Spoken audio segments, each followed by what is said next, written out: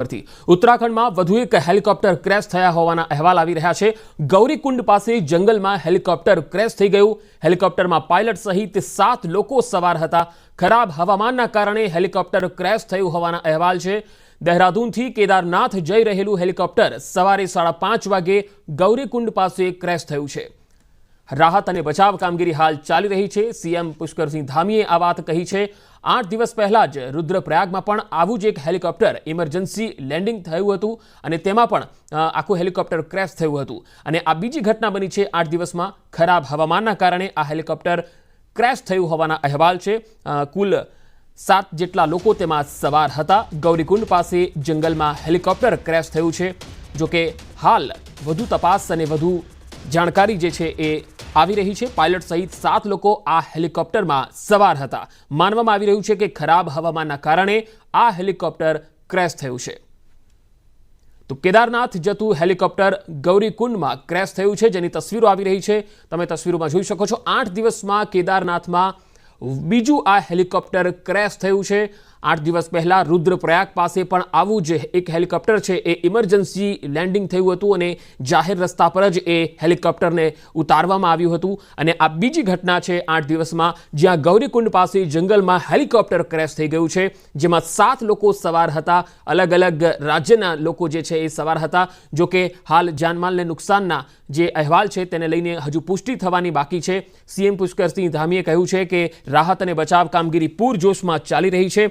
ખરાબ હવામાનના કારણે જે છે એ આ ઘટના બની છે અને 7 લોકોના મૃત્યુ થયા હોવાના અહેવાલ આવી રહ્યા છે। આ ઘટનામાં 7 લોકો જે સવાર હતા એ તમામ 7 લોકોના મૃત્યુ થયા હોવાના અહેવાલ આવી રહ્યા છે। તો આ એક મોટા સમાચાર કેદારનાથથી આવી રહ્યા છે।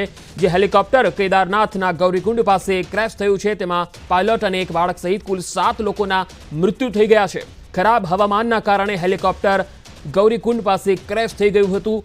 8 દિવસ પહેલા રુદ્રપ્રયાગ પાસે પણ એક હેલિકોપ્ટરને છે એ ઇમરજન્સી લેન્ડિંગ કરાવવામાં આવ્યું હતું અને આ બીજી ઘટના આજે બની છે હેલિકોપ્ટર ક્રેશની, જેમાં 7 લોકોના મૃત્યુ થયા હોવાના અહેવાલ આવી રહ્યા છે। જે આ હેલિકોપ્ટર હતું એ આર્યન કંપનીનું હેલિકોપ્ટર હતું અને સિવિલ એવિએશન ડિપાર્ટમેન્ટ જે છે ઉત્તરાખંડનું, તેમનું કહેવું છે કે જે આ હેલિકોપ્ટરની અંદર જે 7 સીટર હેલિકોપ્ટર હતું તેમાં 5 મહિલા અને પાયલટ રોબિન હતા અને 2 પુરુષ ઓવરઓલ તેમાં સવાર હતા। અને આ હેલિકોપ્ટરમાં જે આર્યન કંપનીનું આ હેલિકોપ્ટર હતું જે અમદાવાદ બેઝ એરોટાન સર્વિસ પ્રાઇવેટ લિમિટેડ કંપનીનું હતું એવી પણ વાત સામે આવી રહી છે। હાલ વધુ તપાસ ચાલી રહી છે।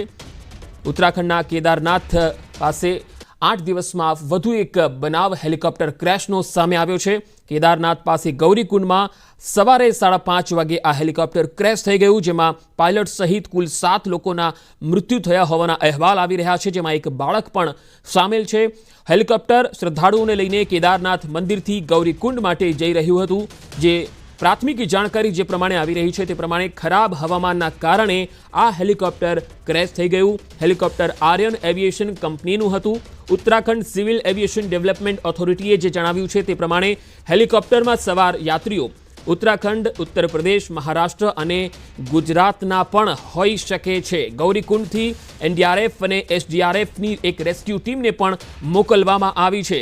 સીએમ ધામીએ કહ્યું છે કે રાહત અને બચાવ કામગીરી જારી છે।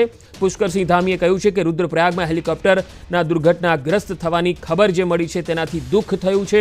એસડીઆરએફ અને સ્થાનીય પ્રશાસન અને અન્ય રેસ્ક્યુ ટીમ જે છે એ રાહત અને બચાવ કામગીરીમાં લાગેલી છે। તમામ યાત્રીઓ જે છે એમના મૃત્યુ થયા હોવાના અહેવાલ અત્યારે આવી રહ્યા છે। આપણે જણાવી દઈએ કે 8 દિવસમાં આ બીજું હેલિકોપ્ટર કેદારનાથમાં ક્રેશ થયું છે। 8 દિવસ પહેલા એક હેલિકોપ્ટર રુદ્રપ્રયાગમાં પણ ઇમરજન્સી લેન્ડ થયું હતું અને તેના દ્રશ્યો ખૂબ જ વાયરલ થયા હતા। તેનો જે વિડીયો હતો એ પણ સોશિયલ મીડિયામાં ખૂબ વાયરલ થયો હતો અને તેમાં પણ જે છે એ પાયલટ સહિત જે લોકો સવાર હતા તે ઇજાગ્રસ્ત થયા હતા। તેમાં પણ એક મોટી દુર્ઘટના જે છે એ ટળી ગઈ હતી, પરંતુ એ જે હેલિકોપ્ટર ઉતર્યું હતું એ જાહેર રસ્તા પર ઉતર્યું હતું। આ જે હેલિકોપ્ટર છે એ જંગલમાં ક્રેશ થઈ ગયું છે અને તેમાં પાયલટ સહિત 7 લોકો જે સવાર હતા તેમના મૃત્યુ થયા હોવાના અહેવાલ આવી રહ્યા છે। લગાતાર હેલિકોપ્ટર ક્રેશની ઘટના જે છે એ વધતી જઈ રહી છે અને આ બીજી ઘટના 8 દિવસમાં બની છે। 17 મેના દિવસે કેદારનાથમાં એક એર એમ્બ્યુલન્સ પણ ક્રેશ થઈ હતી અને તેમાં પણ આ જ પ્રકારનો એક બનાવ બન્યો હતો। અને 8 દિવસ પહેલા એક હેલિકોપ્ટરનું ઇમરજન્સી લેન્ડિંગ થયું હતું અને હવે આજે આ હેલિકોપ્ટર જંગલમાં ક્રેશ થઈ ગયું છે, જેમાં 7 લોકોના મૃત્યુ થયા હોવાના અહેવાલ આવી રહ્યા છે। शुरू की गई थी 5:20 का ये हादसा बताया जा रहा है। तो जाहिर तौर पर माना जा रहा है कि इतनी सुबह के वक्त जो है क्योंकि बहुत सुबह से ही मौसम ठीक होने की कंडीशन में हेलीकॉप्टर की सर्विसेज शुरू हो जाती हैं, तो ऐसे में वहां पर ये गए हैं और जैसे ही हेलीकॉप्टर में बैठकर थोड़ा आगे गए हैं तो मौसम खराब या जो भी कारण टेक्निकल रहे हों, जिसकी जानकारी जो है वो जांच के बाद सामने आएगी। उसको देखते हुए ये गौरीकुंड के जंगलों में क्रैश हो गया। समय लगा वहां पहुंचने में, लेकिन अब खबर यही आ रही है कि 6 जो लोग थे जो उसमें सवार थे, जिसमें एक बच्चा भी बताया जा रहा है, इसमें से कोई भी सर्वाइवर नहीं रहे, कोई भी नहीं बच पाया। प्रियंका, और ये तो जंगलों में क्रैश हुआ है, अगर यही रिहायशी इलाके में क्रैश होता तो नुकसान बड़ा हो सकता था। बिल्कुल, और अभी पिछले दिनों की तस्वीरें भी मुझे लगता है कोई दर्शक नहीं, जब हमने देखा था कि दूसरी कंपनी का भी एक हेली जो था वो किस तरीके से सड़क पर उसने इमरजेंसी लैंडिंग की थी, जिसमें वहां आसपास की जो दुकानें थी उनको भी खतरा हुआ था। और ऐसे में ये जहां पर अभी ये पूरा एरिया जो गौरीकुंड और त्रिजुगी नारायण का है, यहाँ पर ये बहुत डेंसली पॉपुलेटेड तो नहीं है, लेकिन रिहाइश यहाँ रहती है, बाजार यहाँ पर है। ऐसे में ये कहीं और क्रैश लैंडिंग अगर होती तो और ज्यादा जो ये जो नंबर्स हैं वो और ज्यादा हो सकते थे। लेकिन फिलहाल सबसे बड़ा सवाल यही है कि अगर 6 हफ्तों में 5वीं दुर्घटना हो रही है तो कहीं ना कहीं पूरे सिस्टम को रिवाइज करने की जरूरत जरूर है।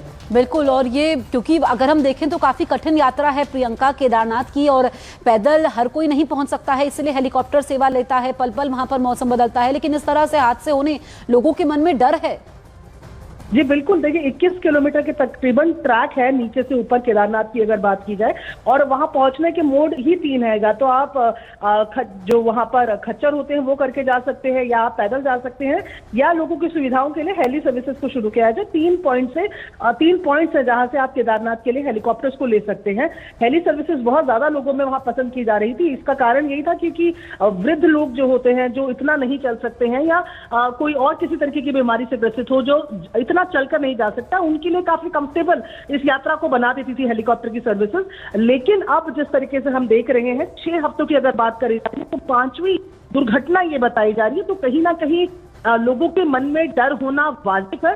और ऐसे में आप प्रशासन को इस पर वो क्या कार्रवाई करते हैं उसके लिए सामने आना होगा, ताकि लोगों के मन से भी ये डर हटे। बिल्कुल, हम तस्वीरें लगातार दिखा रहे हैं। प्रियंका, आप रहिए हमारे साथ। देखिए, गौरीकुंड में यह हेलीकॉप्टर क्रैश हुआ है, 7 लोगों की मौत हो गई है। ये दर्दनाक हादसा सामने आया है, पायलट समेत 7 लोगों की जान चली गई है। दरअसल ये जो 6 तो केदारनाथ પાસે આ હેલિકોપ્ટર ક્રેશ થયું છે અને તેમાં પાયલટ અને એક બાળક સહિત કુલ 7 લોકોના મૃત્યુ થયા હોવાના અહેવાલ આવી રહ્યા છે, અને જે રીતે સંવાદદાતા પ્રિયંકા કંડપાલ જણાવી રહ્યા છે।